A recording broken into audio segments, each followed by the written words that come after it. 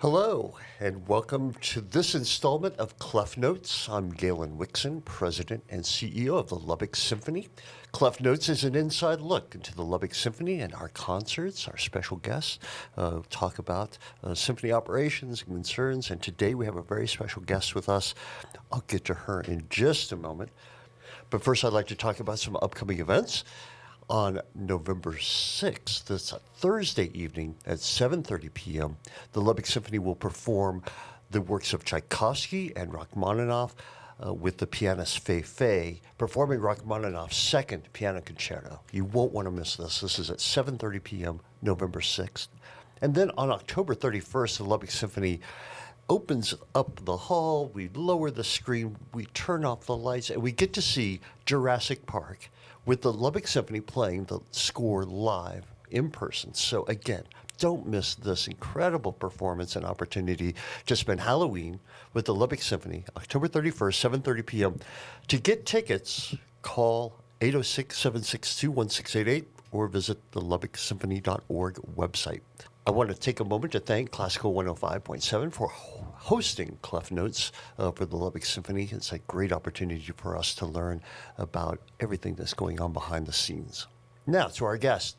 We have today a person that's so important, and maybe from the audience, you don't really know who this person is, but she is responsible for raising funds and awareness for the Lubbock Symphony across the community. So introducing this morning, Courtney Jordan. Hello, Courtney. Good morning. And Courtney, you have been in Lubbock just a couple of years. Just a few. Yeah, so when did you arrive in Lubbock? So I arrived in 1978, actually, and I was starting high school. My parents were professors at Texas Tech. And my mother got involved with the symphony at that time and enrolled me to be a symphony deb. No kidding. I was a symphony deb, and it was such a wonderful experience. And we were not only required to volunteer so many hours, but we also had to attend the concerts and learn about classical music. That's So it was right. part of our training to be responsible and cultured adults. Yes. And it was a wonderful experience. And then you went to Texas Tech? I did, and I majored in accounting and had a banking career for 20 years with wealth management interests as well, but sales and development and wealth management. So that was a good background. So you used the word development, and now you've sort of shifted gears into the nonprofit world with the Lubbock Symphony. But your official title is Director of Development. So what, in a nutshell, does that mean, development in the nonprofit world? That is a great question, and development raises funds for the operations of the symphony, but it develops relationships and audiences in the course of raising these funds, and in attracting and expanding our base, we develop in many different ways. And I'm not trying to put you on the spot with a quiz about, fundraising, but why in the world does a nonprofit organization need to raise money? So another great question. The nonprofits, and my experience with those has been so interesting, and I cut my teeth on Texas Tech, which is a nonprofit, but a huge machine of a nonprofit. So coming to a nonprofit that is community-based, like the symphony, which is so important to our community, but it costs so much money each year to produce the concerts.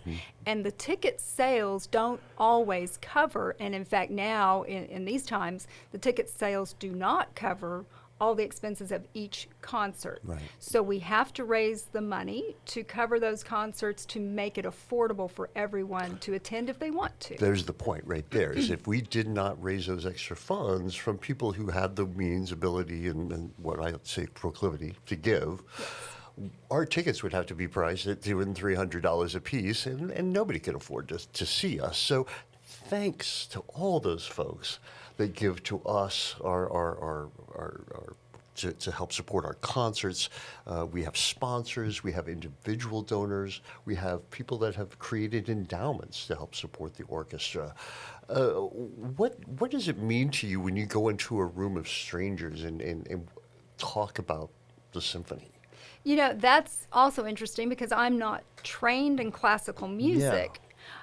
But I appreciate classical music, and I am a business person, and I appreciate the enrichment the arts, especially the symphony, the performing arts, brings to a community.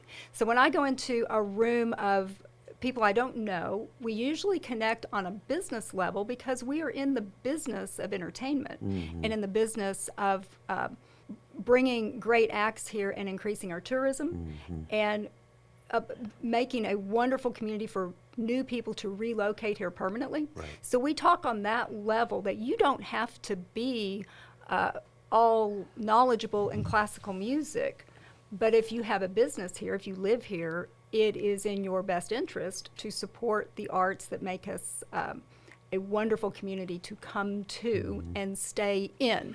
To end in prepositions. So somebody who's new to our business, relatively speaking, you've been with us a couple of years now. So do you have a favorite concert that you've experienced? I have just been surprised by the variety of concerts that we offer. And I thought all the Pops concerts would absolutely be my favorite. And they're wonderful. And to watch the audience respond to Star Wars was fantastic.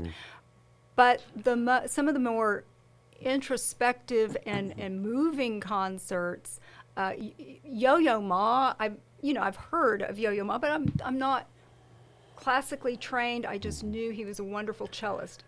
That concert was incredibly moving, and I watched the entire audience respond to him. You could have heard a pin drop.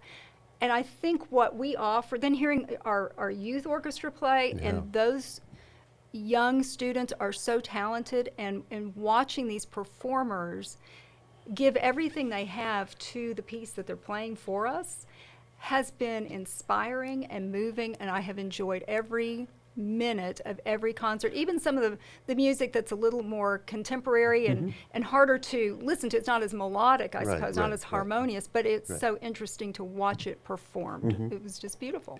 Well, it's a perfect segue into sort of the meat of the topic I wanted to cover today, because we have the first big gala event that we're trying to plan here, and you have been spearheading this with a group of folks. So tell us a little more about this event, because it's going to be a lot of fun, I think. It is. So we need to raise a significant amount of cash to fund the next big artist to come to Lubbock to perform with the symphony. And the way to do that is really a gala, and the symphony has not really had a gala in the past. So what better time to introduce the first annual gala than New Year's Eve at Buddy Holly Hall with the Beatles tribute band and a casino? How do you beat that? You don't. So you've got to get your ticket. It will be a gala at the beginning of the evening, featuring our Lubbock Youth Orchestra playing a couple of pieces to show part of our mission, which is education, and showcase that talent. And then we will have an auction, and one of the auction items will be the opportunity to get up on stage and perform with the Beatles. That will be amazing. Then we'll actually have the concert with the Beatles playing with or performing with our symphony, and then we will have the after party, which is a casino and DJ. And so you can come and stay, you can come and go, but just come. We just want you to come. It will be fantastic. It's going to be so much fun. The tribute band you speak of is called Classical Mystery Tours, led by the incredible Jim Owen. I've known Jim for many years now, and so Jim and his group, they are spot on. I mean, the sound, the look, the costumes, it is quite amazing. So I think people will really enjoy this.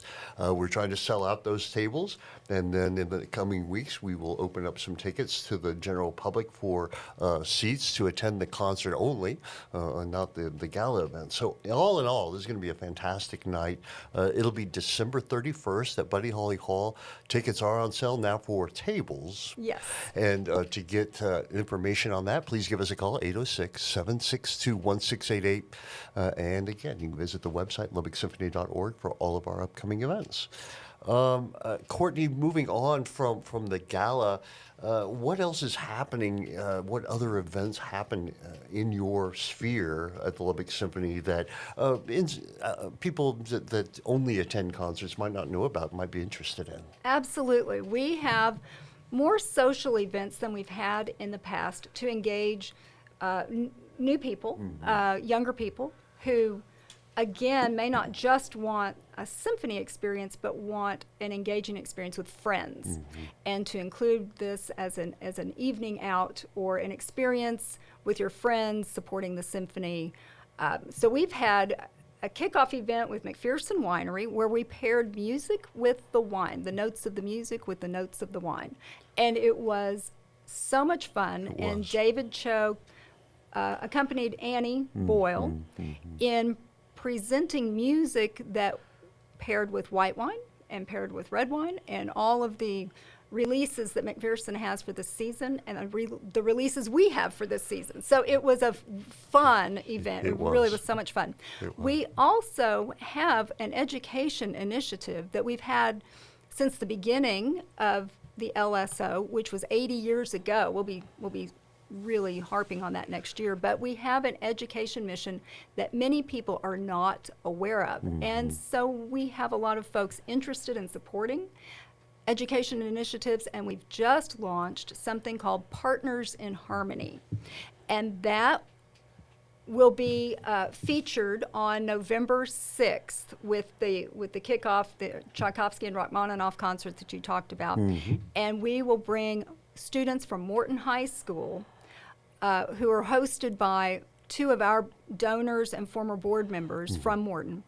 These students will come over, and we have a group of folks who are underwriting this concert in support of education-related organizations and students to bring them to the hall to experience this for themselves. So you can get involved in that as well. And we have the concert before the concert series, which is live composers, live music composers here in Lubbock from our Lubbock Music Now through Civic Lubbock Inc., and from other professional local musicians performing different genres at the beginning of our concerts to engage more people to come, crossing over those lines, expanding our audience. It's been phenomenal, the growth of the special events, the pre-concert events, all the footprint that we're starting to grow across Lubbock, and just I think everybody will become aware, if they aren't already, through the work of you, the department that you lead, also our marketing arm of the